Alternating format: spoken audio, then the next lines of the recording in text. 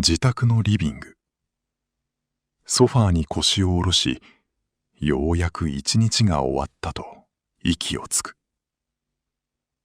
その時、スマートフォンが鳴った。画面を開くと、そこに表示されたのは上司からのテキストメッセージ。明日の朝一で例の件どうなってるか報告して。時計を見る。午後9時。当然だが、就業時間はとっくに過ぎている。どうしてこんな時間に？胸の奥で小さな苛立ちがチリチリと音を立てる。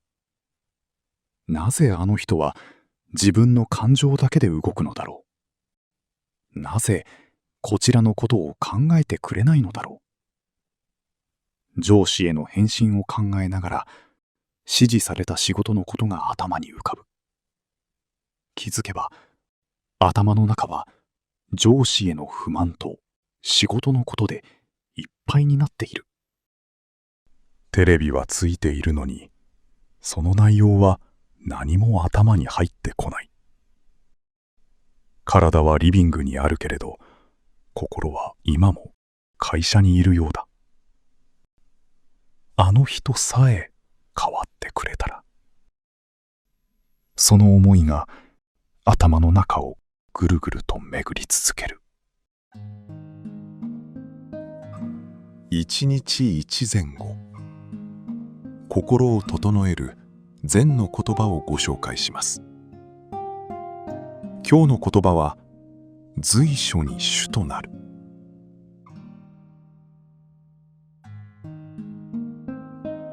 私たちはたくさんの人と関わりながら生きています。家族、友人、同僚、そして職場の上司。その関わりの中で私たちは何度もこう願ってしまいます。どうして分かってくれないのだろう。あの人が変わってくれたら。しかしどれだけ願っても相手はなかなか変わってくれません。そして変わらない相手を前に私たちの心はすり減っていきます。そもそも私たちは他人を変えることができるのでしょうか。他人の性格、考え方、言動、それらはすべて他人の領域にあるものです。私たちがどれだけたくさんの時間を使い手を尽くしても、私たちの力はそこには届かないのです。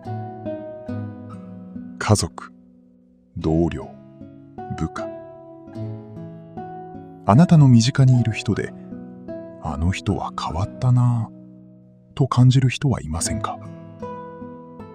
それをあの人は自分が変えたんだと思っていたら、それは大きな勘違いです。その人が変わったのは私たちの意思ではなく、その人が変わるという選択をしただけです。他人を自分の思い通りに変えることはできません。そんな私たちに禅の言葉は実践的な気づきを静かに与えてくれます。随所に主となる。この言葉は中国唐の時代の禅僧臨済義元禅師の原稿録臨済録に記されています。正しくはこう続きます。随所に主となれば立所皆真なり。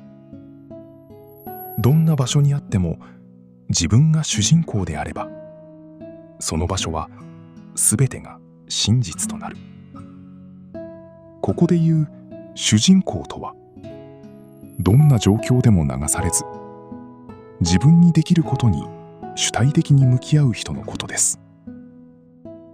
外の環境に振り回されるな。他人に引きずられるな。どこにいてもあなた自身があなたの人生の主人公であれと、この前後は教えてくれています。この禅の教えとよく似た考え方を現代の知恵も語っています。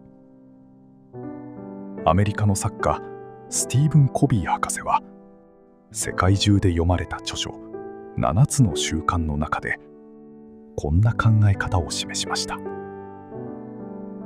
私たちの周りには2つの輪があります。一つは関心の輪。それは私たちが気になってしまうことすべてです。天気、経済、過去の失敗、そして他人の言動。もう一つは影響の輪。それは私たちが実際に変えることができることです。自分の言動、自分の態度、自分の受け止め方。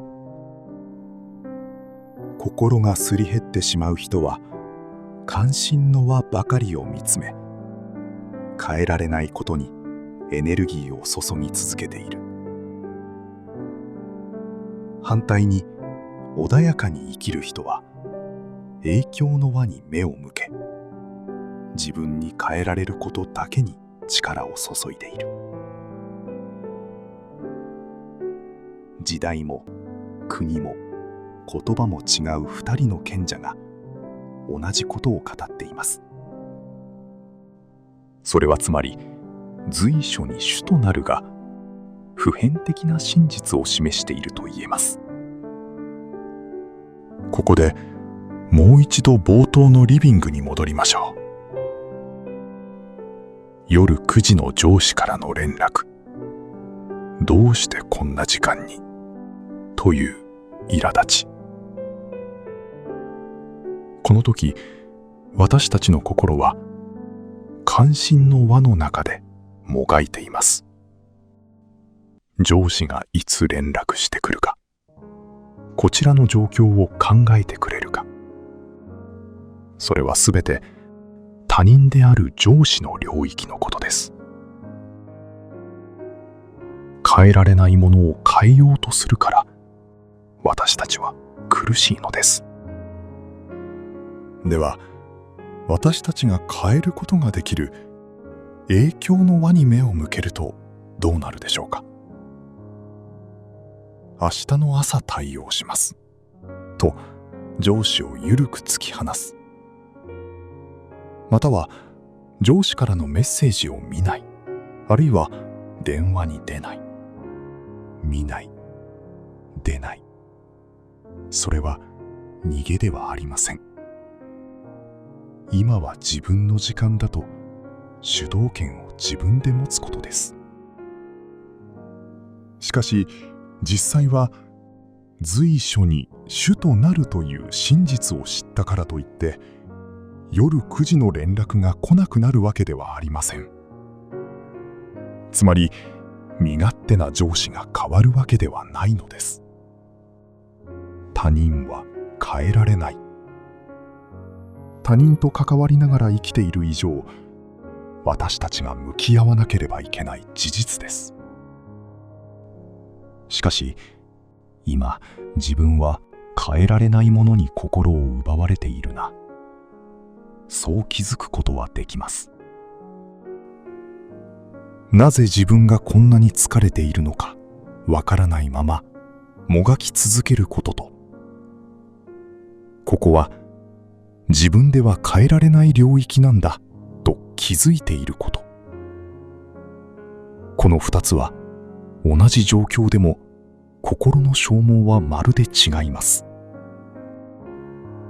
このことに気づいたその瞬間、あなたは再び自分の人生の主人公となることができます。他人は変えられません。天気を変えられないのと同じように、雨が降った時、空に向かって怒っても仕方がありません。私たちにできるのは傘を差すこと、それだけです。人間関係も同じです。他人という天気を変えようとするのではなく、傘を開くか、そのまま雨に打たれるかは自分次第です。そこにこそあなたの主人公としての本当の出番があります。他人の言動に心を支配されそうになったとき、どうかそっと思い出してください。随所に主となる。今日の前後とともにあなたの一日が穏やかで揺るぎない光の輪に包まれますように。